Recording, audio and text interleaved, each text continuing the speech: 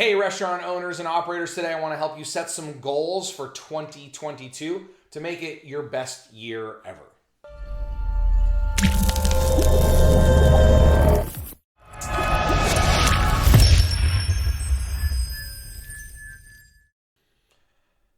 Hey everybody, Ryan Gromfin here, author, speaker, chef, restaurateur, founder of therestaurantboss.com, as well as clickbacon.com and scalemyrestaurant.com. And that's right, it's that time of year.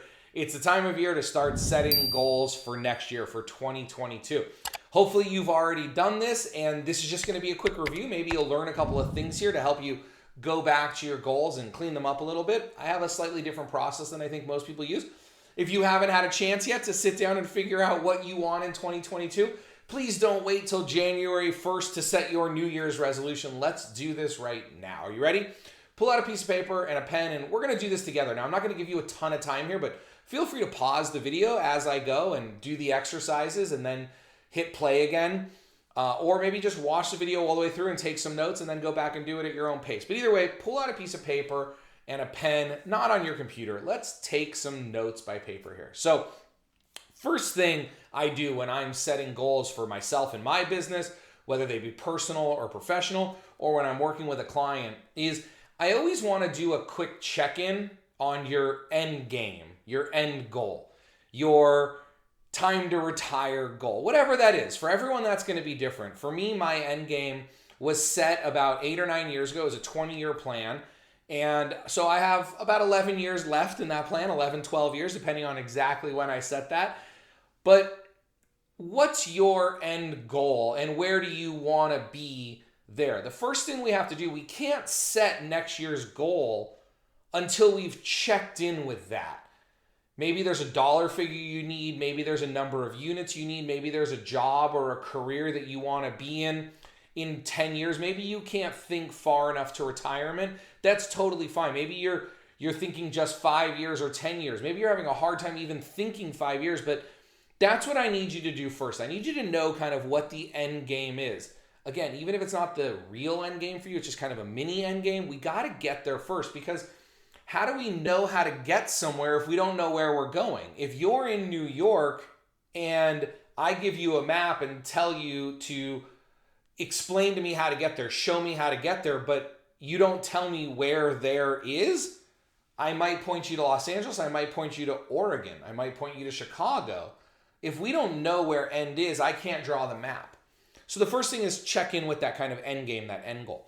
Then the next thing I want you to do is I want you to break that down, if you haven't already, into smaller chunks. Now, if we're working on a 20-year goal, maybe break that down into 5, 5, 5, and 5. If we're working on a 5-year goal, maybe break that down into, you know what, by next year, I want to achieve each of these benchmarks each year for the next 5 years. But break that down a little bit.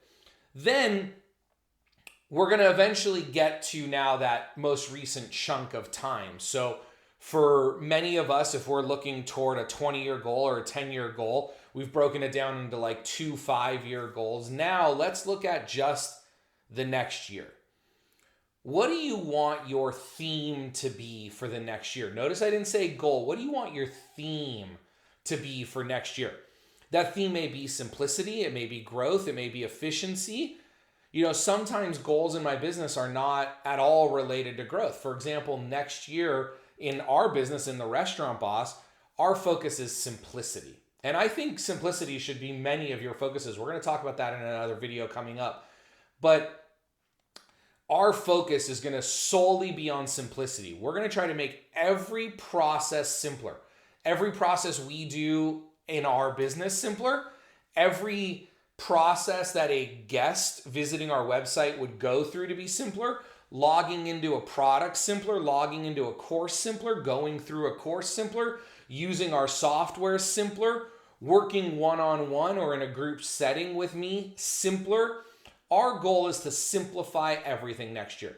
We've gotten a little complicated, and that's what happens with growth. That's fine. Sometimes you get a little complicated. We need to be simple again. So that's our goal for next year.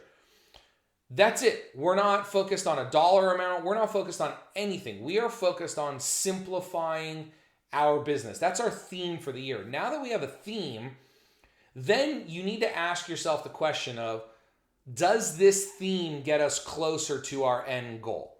Closer or further? That's it.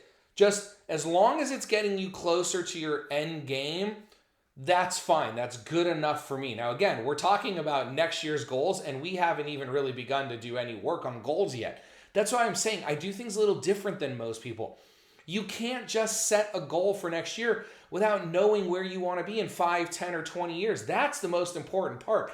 Spend 80% of your effort figuring that out. The rest is easy. Once you know you're in New York and you want to be in Los Angeles, getting there is easy. Just pull out a map, find the major freeways, take one major freeway to the next major freeway, and before you know it, 5 days later, you've driven across country and you're in LA.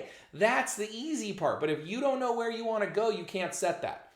So now that we know what your theme is for next year, break that down even further. Break that down into 3 or maybe 4 chunks again. So I like to teach what I call 90-day sprints, which are going to be 4 90-day chunks of time, or basically 4 3-month chunks of time. And then if our theme is simplicity, ask yourself then, what do we want to do in the first 3 months? What do we want to do in the second 3 months? What do we want to do in the third 3 months? And what do we want to do in the fourth 3 months? What's the big thing that we're going to accomplish? All that other little stuff that you do, we'll get to that later. But for now, it's what's the big thing we're going to do in the first quarter? What's the big thing we're going to do in the second quarter? What's the primary area of focus?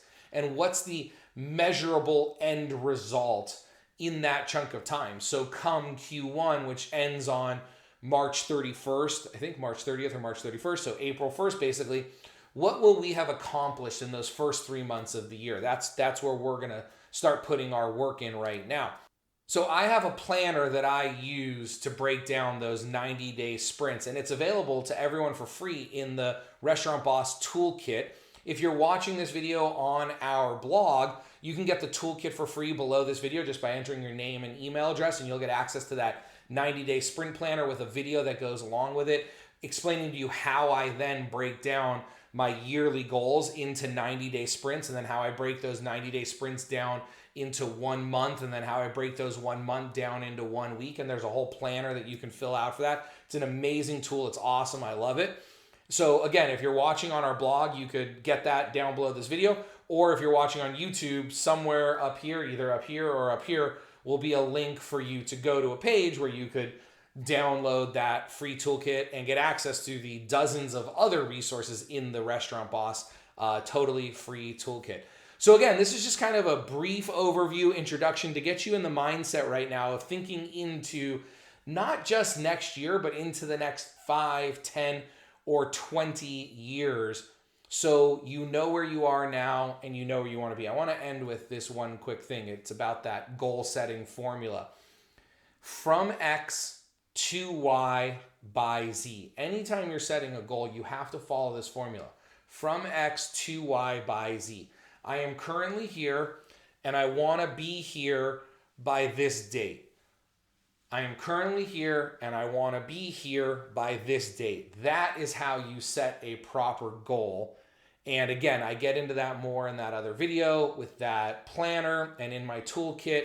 And go ahead and give yourself the gift of a few minutes right now to work through this process. Think about what you want in the future. Think about what 2022 and 2032 are going to look like. I know that's crazy and I know that's hard to think about. Sometimes we're just so focused on today, but I just can't stress it enough. If we don't know where we want to be 10 years from now, how can we plan next year? I hope you enjoyed this week's video, and I look forward to bringing you another video just like this next week. And remember, systems create freedom, freedom creates value, and value creates scale. Have an absolutely amazing day. Bye-bye.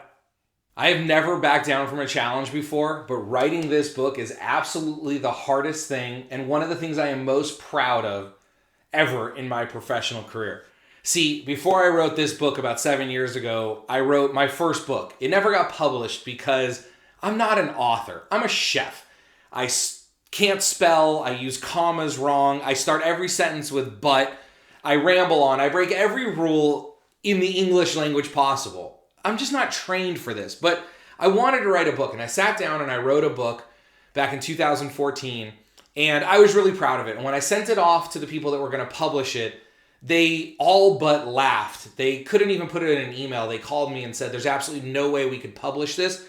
The amount of editing and the amount of work it's going to take are just too big of a task. Good luck. And that was it. Now, I got that phone call on my birthday, and I had dinner plans with my wife that night, and I was really sad. And then about halfway through the dinner, we turned it around and we said, you know what? There's good content in there. And what are you good at, Ryan? You're good at talking, right? I talk a lot.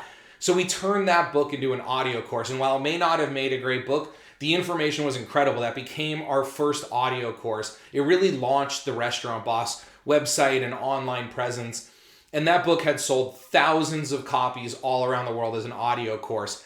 And then I've still wanted to write a book and get one published, but I just kept saying I was too busy. But in reality, I think I was just a little too afraid to sit down and do it again. But last year, we set the goal to do it. And then when COVID hit, it really motivated me, because the world needs the information in this book. You need the information in this book. And I wanted it in a way that it was accessible to everyone, where cost wasn't a barrier, where technology wasn't a barrier. Anyone can read this book. We also didn't want to write a big book. It's only 124 pages. Look at it. It's big font. There's pictures. It's small. That's why we call it Make It Happen, a tiny book for building a big restaurant business. Because we want this book to be easy to consume by you and your team and anyone else who's either thinking about opening up a restaurant, is in the restaurant business and wants to grow, has a restaurant and wants to enjoy more money and more freedom, or maybe you want to scale. Maybe you want to open up 2, 5, 10, or 100 restaurants. It's all in here. But I do want to issue a little bit of a warning. I'm a very honest person, if you haven't noticed from my YouTube videos, and this book is no different. What's in this book are proven strategies. What's not in this book is fluff. What's not in this book is hyperbole or pie in the sky or wishful thinking strategies or just do this because it's so easy, when in reality it's not easy. It's going to be hard to build a big restaurant business. It's going to be hard if you're a chef and you want to get promoted to executive chef. It's going to be hard if you're a chef and you want to open up your own restaurant one day. And I don't sugarcoat that. So part of reading this book might really affect you. It might really hit a nerve with you. But I promise you, what's in here are only proven strategies that I've learned from working with clients, proven strategies that I learned from my days operating restaurants, proven strategies that I've studied from other restaurateurs during interviews and just studying their brands. And I know we put together an absolutely incredible book called Make It Happen.